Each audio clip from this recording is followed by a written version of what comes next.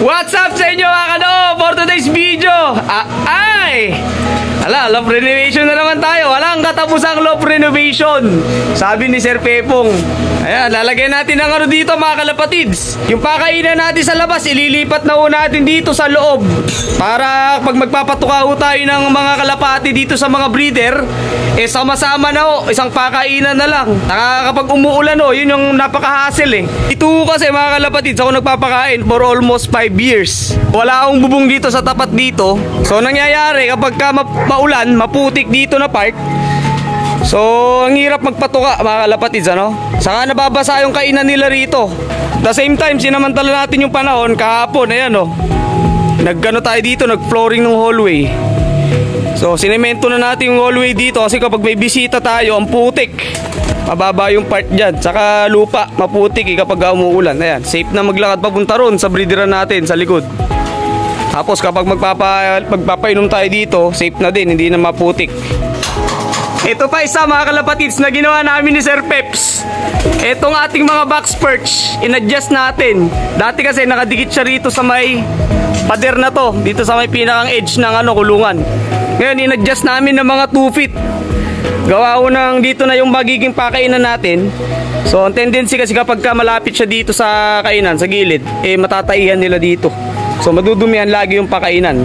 So in-adjust namin ng konti dito para yung dropping sila dito lang na part bababa. Ayan, dito lang sa pantay ng flooring na yan. So hindi naaabot dun sa kainan para safe yung pagkain nila, malinis. Bago tayo pumunta ron sa taas, sa flyer slope. Yan. Nandito kami ni Sir Pepo. Ito na yung tinatapos namin. Lalagyan niya ng parang lalagyanan ng patuka.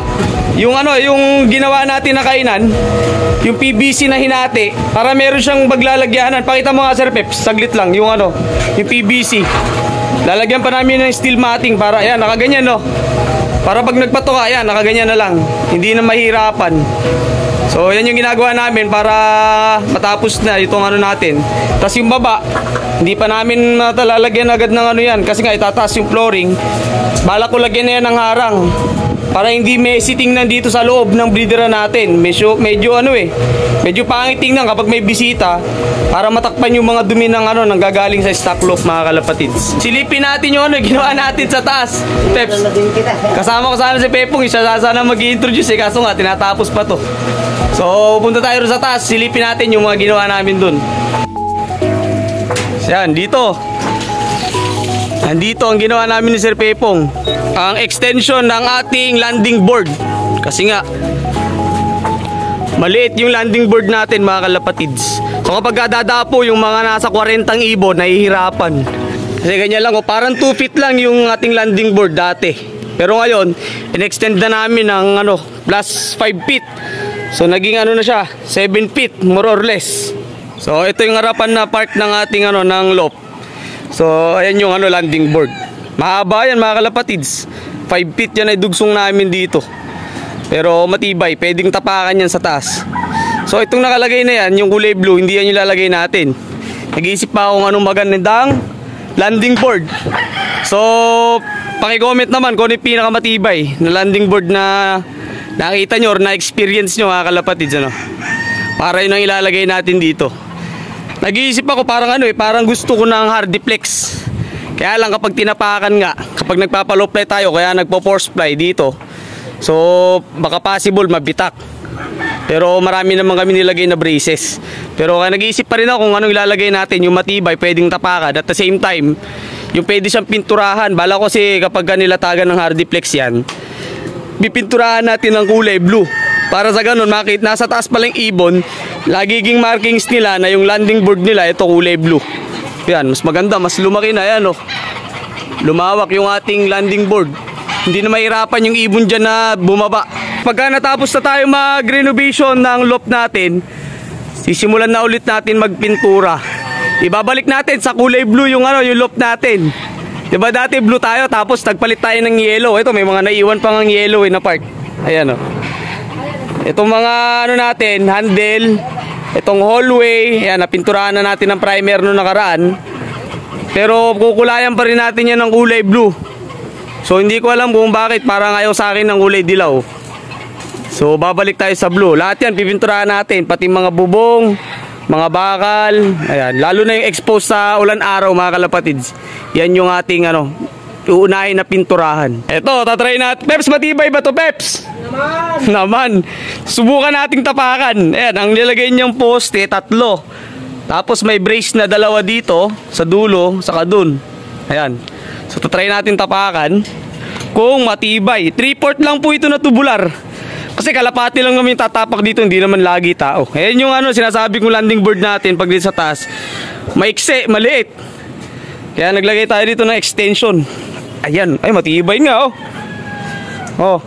Tibay, ang taas na natin ayan, matibay nga siya mga kalapatids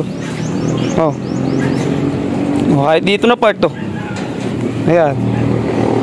Eto siya mga kalapatids pag dito, ayan, ganyan kahaba.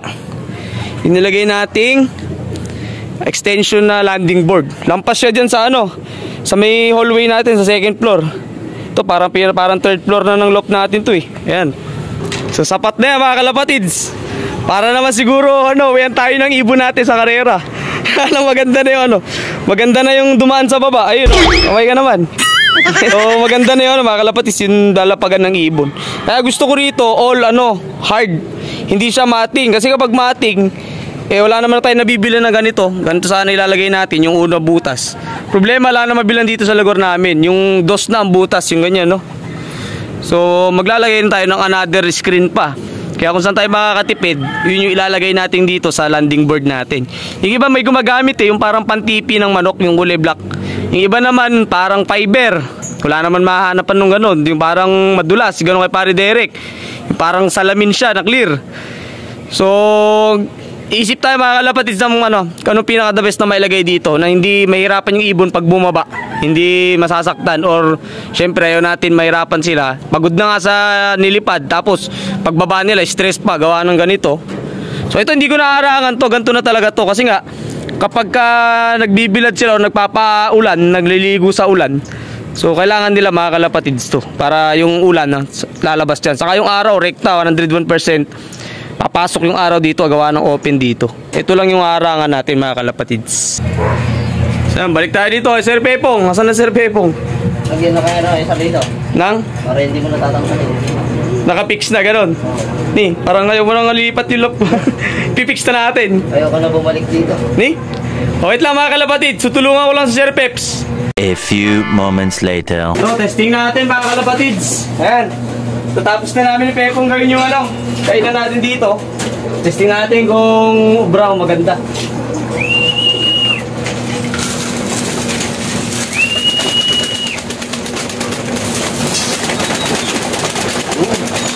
Ay, ha.